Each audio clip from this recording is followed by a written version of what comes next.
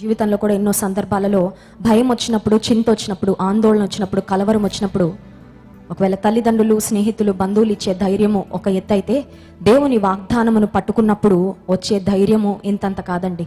కొండంత ధైర్యం, ఇంకంతకంటే ఎక్కువే అని చెప్పుకోవచ్చు.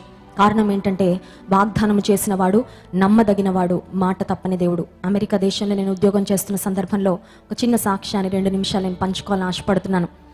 నేను మా ఫ్రెండ్ మరి మా అపార్ట్మెంట్లో ప్రతిరోజు రాత్రి ప్రేయర్ చేసుకుంటూ ఉండేవాళ్ళం. కొన్ని పాటలు పాడుకొని, వాక్యం చదువుకొని, ప్రార్థన చేసుకుంటూ ఉంటే ఒకానొక సందర్భంలో దేవుడు ఎందుకో 91వ కీర్తనలో ఉండి అనేకమైన వాగ్దానాలు ఎత్తి ప్రార్థన చేయమని నన్ను ప్రేరేపించారు.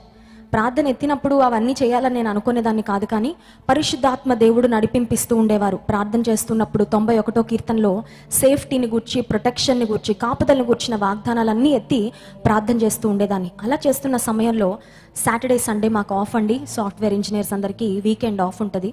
సో సాటర్డే రోజున మరి ఒక మెక్సికన్ రెస్టారెంట్కు నేను, అలాగే మా ఇద్దరు ఫ్రెండ్స్, ఇంకొక మాకు తెలిసిన వారు ఉంటే వాళ్ళ బాబుని తీసుకొని సాటర్డే కూడా వంట ఏం చేసుకుంటాంలే అని ఒక మెక్సికన్ రెస్టారెంట్కి మరి భోజనం చేయడానికి, లంచ్కి మేము వెళ్ళాం.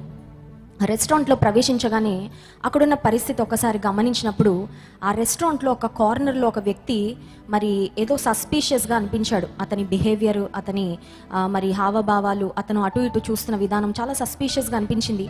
అయినా ఎవరినైనా వెంటనే చూడగానే మనం జడ్జి చేయకూడదు కదా, బహుశా ఆయన ఏదో ఇబ్బందిలో ఉండుంటాడని వెళ్ళి కూర్చున్నాము. మా ఫుడ్ ఆర్డర్ చేశాము. మా ఫుడ్ వచ్చింది. తినడం ప్రారంభించాం, కానీ నా మనసు మాత్రం ఎందుకో అతని మీదే ఉందన్నమాట. ఇతను ఏదో కొంచెం నేరస్తుడిలా కనబడుతున్నాడు, ఏదో తేడాగా అనిపిస్తుంది, ఇతని వల్ల ఏదైనా ప్రాబ్లం వస్తుందా అని నేను అతన్ని కనిపెడుతున్నాను. కనిపెడుతున్న సమయంలో కొద్దిసేపటికి ఆ చుట్టూ మేమే రెస్టారెంట్లో అయితే ఉన్నామో ఆ చుట్టూ చాలా పోలీస్ వ్యాన్స్ వచ్చేసి పోలీసులందరూ అతనికి కనబడకుండా నక్కి నక్కి అక్కడున్న కొన్ని పిల్లర్స్ వెనకాల స్టెన్ గన్స్ పట్టుకొని దాక్కున్నారు. ఇంకా పరిస్థితి చూశాక నాకు అర్థమైంది, మనం గెస్ట్ చేసింది కరెక్టే. ఒకవేళ కనుక పోలీసులు అతని మీద కాల్పులు చేస్తే, అక్కడ యూఎస్లో చాలామంది వెపన్స్ క్యారీ చేస్తూ ఉంటారు, అతని దగ్గర ఖచ్చితంగా ఏదో ఒక గన్ ఉండే ఉంటుంది. మా దగ్గర ఏ గన్స్ లేవు. అయితే అతను కనుక తిరిగి ఇఫ్ హీ స్టార్ట్స్ ఫైరింగ్, అతను కూడా గన్లోంచి బుల్లెట్స్ పంపించాడంటే ఖచ్చితంగా మాలో మరి అందరం చనిపోవచ్చు, కనీసం ఒకళ్ళిద్దరైనా చనిపోయే అవకాశం ఉంది. అలాంటివి ఎన్నో జరుగుతుంటాయి అమెరికా దేశంలో. ఆ సమయంలో నేను మా ఫ్రెండ్స్తో అన్నాను, we have to get out of this place. ఇంక ఇక్కడ మనం ఉండడానికి వీల్లేదు. ఫుడ్ ఎంత తిన్నామో తిన్నాం, కానీ అది పక్కన పెట్టి అర్జెంటుగా ఈ రెస్టారెంట్లోంచి బయటకు వెళ్ళిపోదాం అన్నాను.